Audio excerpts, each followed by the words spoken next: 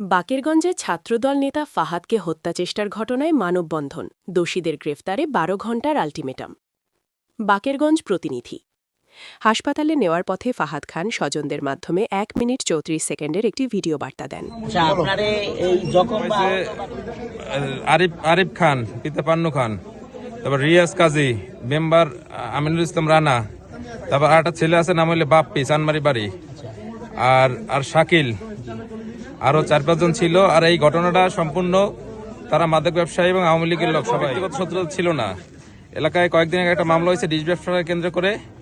আমি এই রানারা একজনের মারছে, আমি তার পক্ষ হইয়া থানায় গেছিলাম। এতটুকু অপরাধের কারণে আমার এই নির্মমভাবে কোপাইছে। আমার যে ওসি আছে খন্দকার শৈল রানা, তার এইখানে একটা ভালো ইন্ধন ছিল, তাদেরকে সে খুব প্রশ্রয় দিয়েছে।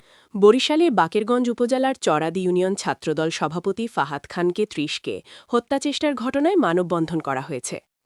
মঙ্গলবার ৩ মার্চ সকাল ১০টায় চরাদি ইউনিয়নের হলতাবাজার এলাকায় ইউনিয়নের সর্বস্তরের জনগণের ব্যানারে সহস্রাধিক লোকের উপস্থিতিতে মানববন্ধনটি করা হয়। সৌদি আরবে অবস্থান করেছেন, তিনি এ বিষয়ে খোঁজ নিচ্ছেন, তিনি প্রশাসনকে নির্দেশনা দিয়েছেন।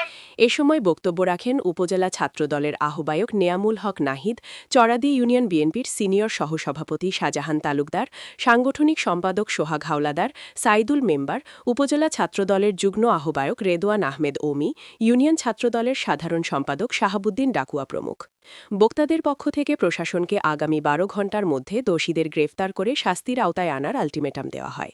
অভিযোগ সূত্রে জানা যায়, সোমবার ২ মার্চ রাত ৯টার সময় চরাদি ইউনিয়নের হলতা গ্রামের সর্দারবাড়ি এলাকায় ইউনিয়ন ছাত্রদল সভাপতি ফাহাদ খানকে নৃশংসভাবে কুপিয়ে আহত করে একই ইউনিয়নের মোশাররফ হোসেন পান্নু খানের ছেলে যুবলীগ কর্মী আরিফ খান, সুলতান খানের ছেলে কাজী রিয়াজ, ৫ নং ওয়ার্ডের ইউপি সদস্য আমিনুল ইসলাম রানা সহ অজ্ঞাত ৪-৫ জন।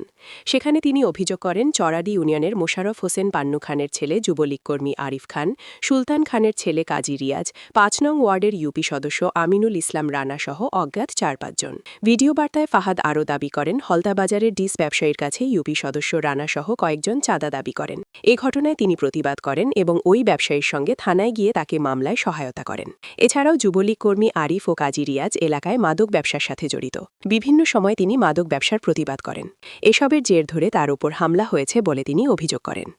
এদিকে অভিযোগের বিষয়ে অভিযুক্তদের সঙ্গে মুঠোফোনে যোগাযোগের চেষ্টা করা হলেও কোনো সাড়া মেলেনি। বাকেরগঞ্জ থানার ওসি KM সোহেল রানা বলেন, ছাত্রদল নেতাকে কুপিয়ে জখমের ঘটনায় কাজী রিয়াজ নামের একজনকে গ্রেফতার করা হয়েছে। জড়িতদের গ্রেফতারে পুলিশি অভিযান চলমান রয়েছে। ITV বাংলা।